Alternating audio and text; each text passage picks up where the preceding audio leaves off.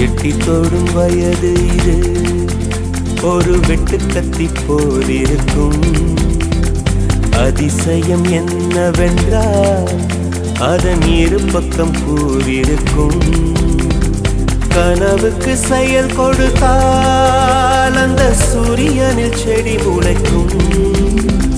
புலன்களை அடக்கி வைத்தால் தினம் புது புது சுகம் கிடைக்கும்.